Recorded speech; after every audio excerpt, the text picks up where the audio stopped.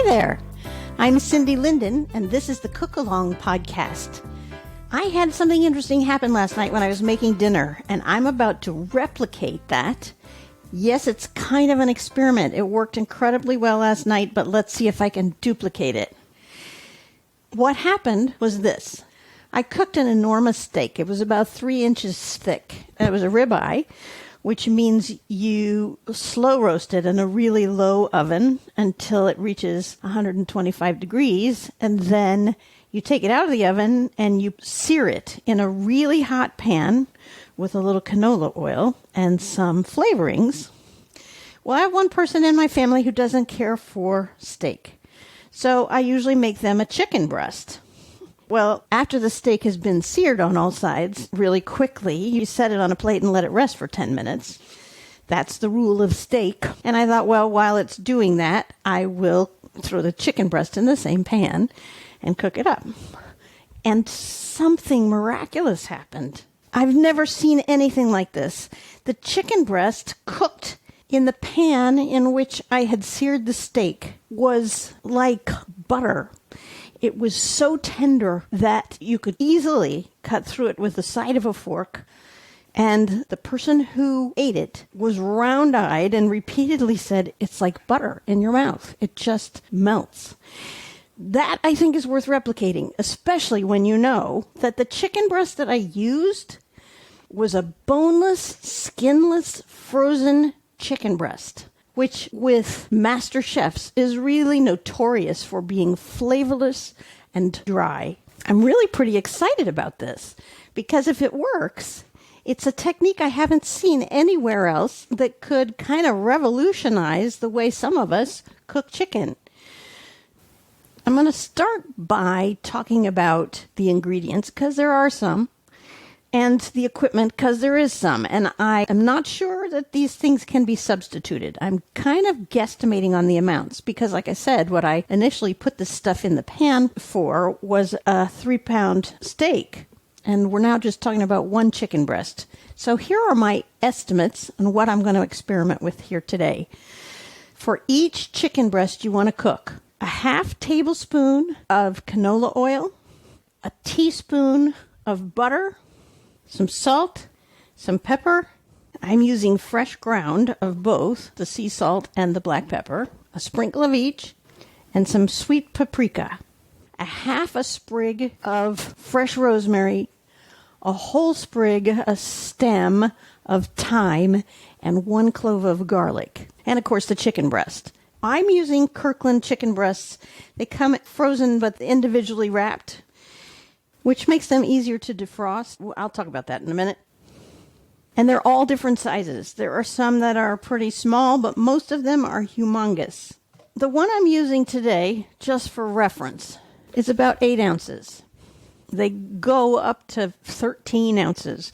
And I suspect that this technique will still work, but it will take a little longer. Let's talk about equipment. I'm pretty sure it's going to require a cast iron pan.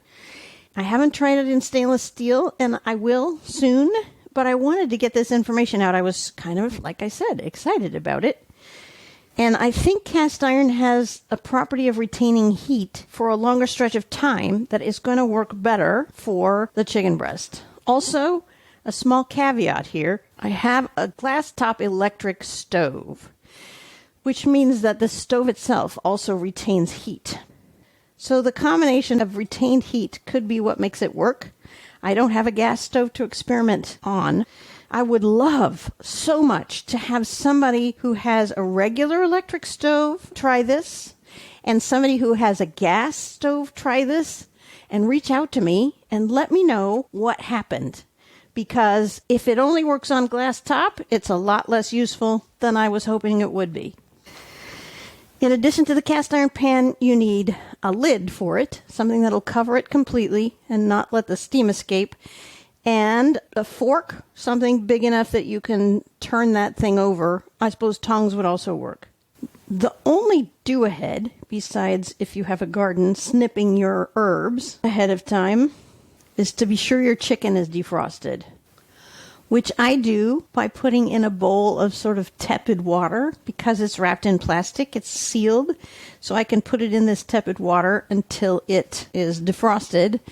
That's a good way to do this if you have that kind of a chicken breast. I have been known to defrost chicken breasts in the microwave oven, but because they're skinny at one end and thick on the other end, it tends to cook the skinny end before the thicker end is even defrosted. And that's not a good way to cook that chicken, because those bites that cooked in the microwave are going to be really tough. However you do it, the chicken does need to be completely defrosted. No hard spots that are still frozen. And actually, one more do-ahead. For that 1 clove of garlic per chicken breast, go ahead and break it out of the head. I hope you're using fresh garlic, because that's what you really need here, fresh garlic. Break it out of the head and peel it and smash it. We have to smash it once to just get the skin off.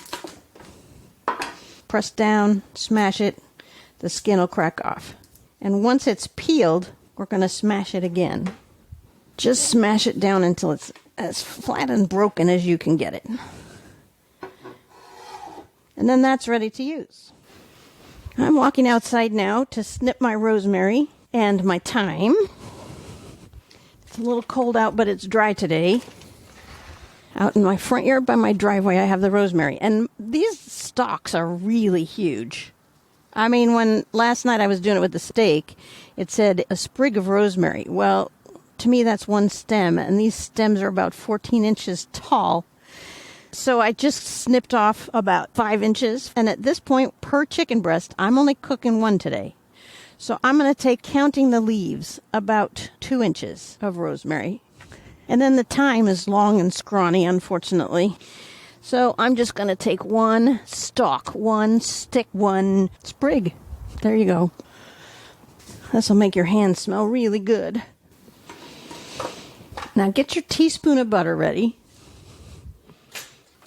We can't use that as our main cooking source because it's got too low of a smoke point. And then get your half tablespoon of canola oil, which has a fairly high smoke point of 400 degrees. Put your half tablespoon into the cast iron pan you're going to use. Just kind of right in the center. And spread it out until it's sort of the size of the chicken breast you're about to use. By the way, I have a podcast, one of my quick bite podcasts about how to love your cast iron pan. You might look for that. It'll tell you how to maintain it and how to clean it and why it deserves your affection. All right, we're ready to start. What we're going to do happens really fast, so make sure everything I've mentioned is close at hand. Butter, rosemary, garlic, thyme, paprika, salt, pepper. Close at hand. Ready? Crank up the heat under your cast iron pan. Turn it on to high. You're waiting for the oil to start to smoke. We're going to watch it, and it's going to take a couple of minutes, obviously, because while cast iron retains its heat really well, it takes a little bit to heat up. So there's some amazing science. I'd researched cast iron before, how to take care of it, how to do all that stuff, but I found some new information that's in this podcast I told you about. And it's only 13 minutes or something. I encourage you to go find it. There's just some interesting things about the seasoning process that I had not known before. As the pan heats up here, the oil's going to spread out a little bit. You can hear that noise. That's because my pan was wet on the bottom. It's not a terrible thing. I should have dried it before we started, though, just to minimize the noise. Anyway, it's what's happening in the pan that we're most interested in. And it's really spreading out and thinning, starting to shimmer a little bit, which means the surface is no longer smooth. And that's a step that comes shortly before it starts to smoke. So you get little tendrils of smoke first. You'll be able to see them against the black of the cast iron pan. Wait till you get a little more than a few. By this point, the oil is seriously thinned out, so kind of swirl it around the pan a little bit. There's some smoke. Now, put the butter in there, and the garlic, the rosemary, and the thyme, and stir it around with the fork or your tongs that you're going to use. It smells so good. What we're doing is sort of flavoring the oil. Or the garlic's starting to turn brown a little bit, and the herbs will as well. Now push them out of the way a little bit and plop your chicken breast down in there. It's really smoking now. Throw the chicken breast on there. We're going to sear it for about 30 seconds. It needs to be flat on the pan, not on top of these herbs. What we're doing here at this point is sealing in the juices so that it stays moist. While it's sizzling for that 30 seconds, give it a couple of grinds or sprinkles of salt, a couple of grinds or sprinkles of black pepper, and a pinch of Hungarian sweet paprika. Right. Now pick it up a little bit. See if it's seared. It's mostly seared. There's a couple of spots that didn't because it curled. Swirl that oil around again. Pick it up and put it down on the other side. Another little sprinkle of salt. Another little sprinkle of pepper. Another tiny pinch of paprika. Now here comes the funny part. Put a lid over it and turn the heat off. Turn the burner completely off. And now you got to turn on the fan in the kitchen because it's smoky in here now. Now it's just going to sit there. You're not going to mess with it. It's just going to sit there. When I did this yesterday, I touched it after it had been cooking for a little bit, and I really thought it wasn't done because it was so soft. I thought, okay, it's still going to be raw in the middle. It still feels like raw chicken does when you push on it. So I left it a little bit longer. But when I finally decided it had to come out, when I finally took it out, it still felt like that. Really kind of gave when I touched it. It's going to sit in there for a few minutes now because this is where it's cooking. And it's just cooking in a hot skillet but with no additional heat being added. This is cooking strictly on residual heat at this point. And you're going to want to just leave it there until the sizzling is sort of quieted down a little bit. You can test it if you want to. You can pick up the lid and try pushing down on it. Don't poke it. That creates an outlet for the juice. But you can push down on it and see how much give there is. I don't think that's an appropriate gauge to tell whether this is done or not. When I finally did take it off, because I really just wanted to eat now, and my steak was done, and I needed the chicken to come off to go with it, I really thought it was going to not be done.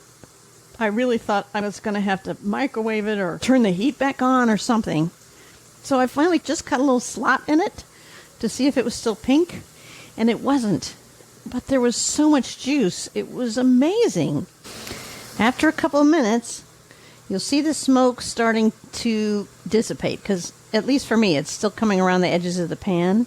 And I don't know if it's steam or smoke. Actually, I think it's steam, and it's lessening over time.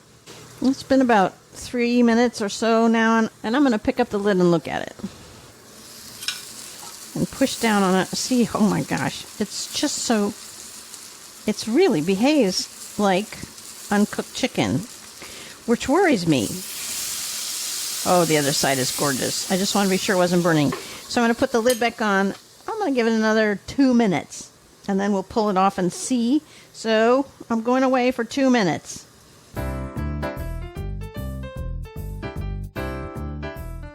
Actually, it's only been about a minute and a half, and all the steam has stopped now. So I'm going to take this thing out of here.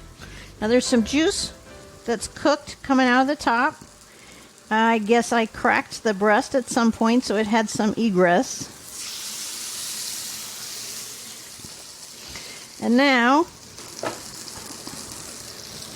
I'm going to pour the butter that remains in the pan over the chicken. And get the garlic out of there too. The thyme and rosemary pretty burned. I don't think they're really useful for decorative or flavor purposes. I might leave the rosemary, but the thyme is definitely dead zarama. All right, well, now the experiment isn't complete until it's been tasted. So I'm going to cut this and take a bite. You know, I'm not the one who ate this last night because I was eating steak. So this is my first taste of this chicken breast cooked this way.